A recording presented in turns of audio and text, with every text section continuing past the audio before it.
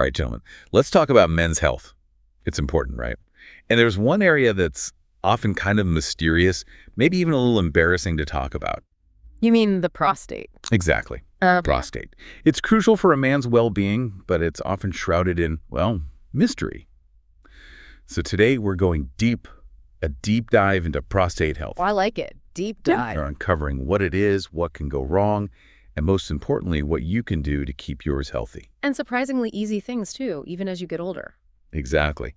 So to help us navigate this sensitive area, we have an expert in men's health joining us today. Glad to be here. Happy to demystify the prostate. Perfect. So let's get to the basics. We often hear the prostate described as being like a walnut.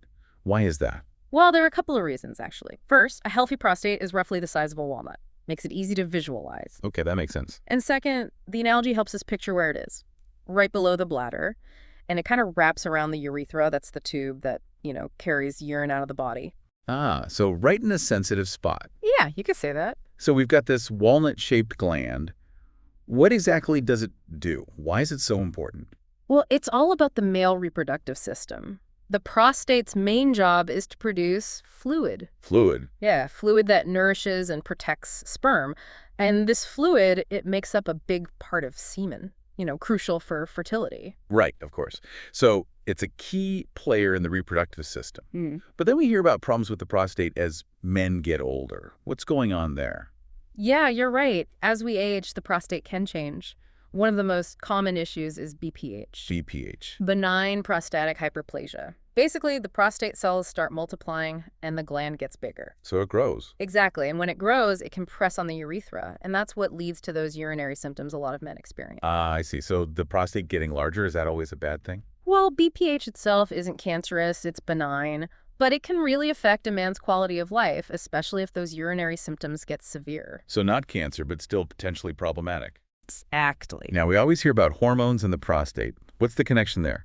Hormones definitely play a role. Testosterone, the main male hormone, is involved, but it's not as simple as more testosterone equals prostate problems. Okay, so it's more complicated than that. It is. It's actually the conversion of testosterone to DHT, or dihydrotestosterone, that really drives prostate growth. DHT. So is it like the more testosterone, the more DHT, the more problems? Well, you'd think so, but it's interesting because as men age, testosterone levels naturally go down, yet the prostate can still grow. So it's not just about the amount of testosterone. Right. Hormones are involved for sure, but there's a lot more at play. So hormones are a factor, but not the whole story.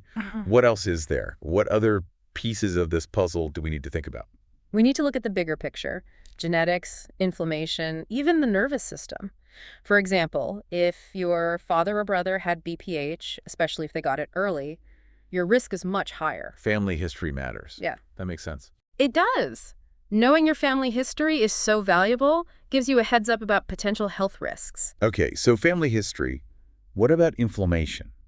How does that tie in with the prostate? Think of inflammation like a chain reaction in your body. It can be triggered by all sorts of things. Infections, hormone changes, even your diet and lifestyle. And this inflammation can release chemical messengers. Chemical messengers. Yeah, and those messengers can actually stimulate the growth of prostate cells. It's kind of a vicious cycle. Wow. So what I eat can actually affect this tiny gland. It can. It's all connected. And speaking of connections, it gets even more fascinating when you consider the nervous system. The nervous system. Now, that's not something I expected to come up. It might seem surprising, but things like obesity, blood sugar, even stress can all affect your sympathetic nervous system. Okay. And when that system is out of whack, it can have downstream effects on your prostate health. So we've gone from a walnut-shaped gland to hormones to inflammation to the nervous system. This deep dive really is living up to its name. It is, and we're just scratching the surface. But the good news is, even though these things can contribute to prostate problems, there's a lot you can do to protect yourself. So we've talked about the not-so-sun stuff, but let's get to the good news. What can we actually do to keep our prostates healthy? Well, there's a lot we can do, and a lot of it comes down to overall health and lifestyle. One big thing is addressing what's called metabolic syndrome. Metabolic syndrome, that sounds serious. It can be, but it's not just a medical term, it's really a cluster of conditions. Things like high blood pressure, high blood sugar, extra weight around the belly, and abnormal cholesterol levels too. These things, they all increase your risk of developing not just BPH, but lots of other health problems. So things that are generally considered unhealthy anyway, but how much does this metabolic syndrome thing actually affect the prostate specifically? The link is stronger than you might think. For example, having diabetes, that increases your risk of BPH by like 125%. That's a lot. Wow, 125%. And if you add obesity into the mix, the risk goes up even more. That's pretty convincing. Yeah. Definitely a reason to take those lifestyle factors seriously. It's all connected, right? Absolutely. It's like a domino effect. One thing leads to another. So let's talk solutions. Actionable steps. What can we do to protect our prostates? One of the simplest, most effective things is exercise. Really?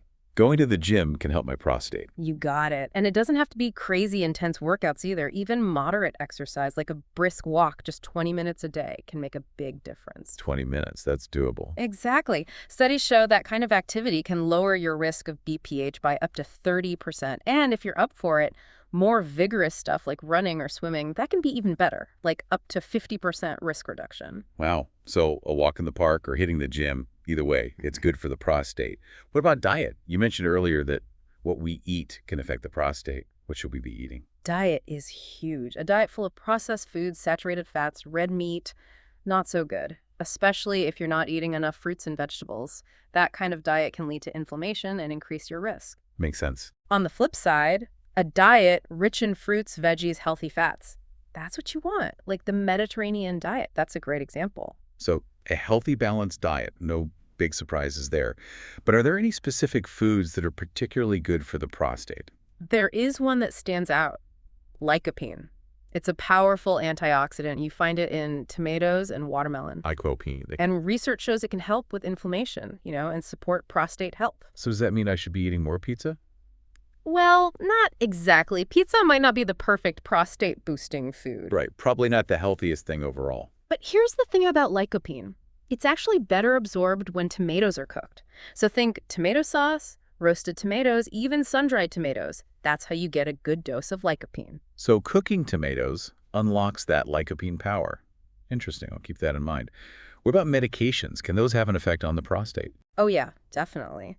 Some meds can actually make prostate symptoms worse, especially those related to BPH. We're talking common stuff too, like over-the-counter antihistamines and decongestants.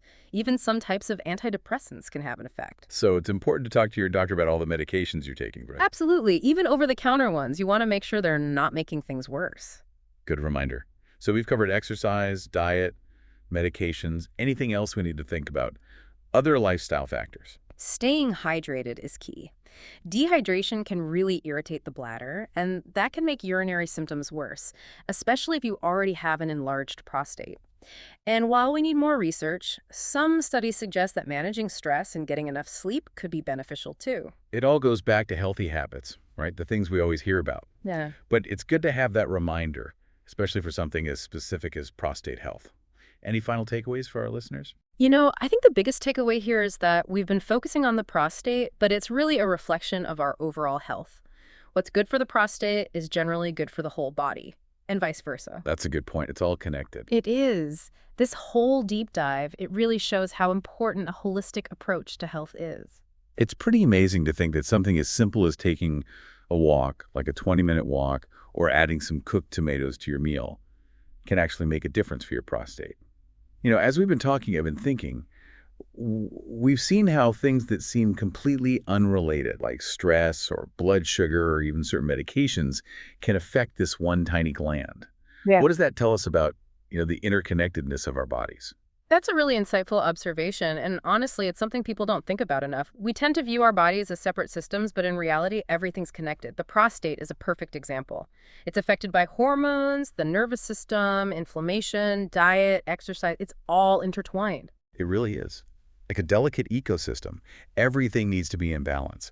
This has been a really eye-opening conversation. We've learned a lot about the prostate and all the factors that can impact its health. But I think the most important thing we've learned is that we can take control. There are things we can do to protect our prostate health and reduce our risk of problems. Absolutely. Knowledge is power, right? Hopefully our listeners feel empowered to take charge of their health. I think they do. To all our listeners out there, we hope you found this deep dive into prostate health informative and engaging. And remember, if you're having any prostate-related symptoms, don't hesitate to talk to your doctor. Early detection and intervention are key. Couldn't agree more. And as always, we encourage you to do your own research, stay informed, be your own health advocate. Well said. And that wraps up today's deep dive. Be sure to subscribe to our channel for more fascinating explorations into the world of health and wellness. And as always, we want to hear from you. Leave a comment below. Let us know what you thought, what surprised you, and what other topics you want us to deep dive into. Until next time, stay curious and stay healthy.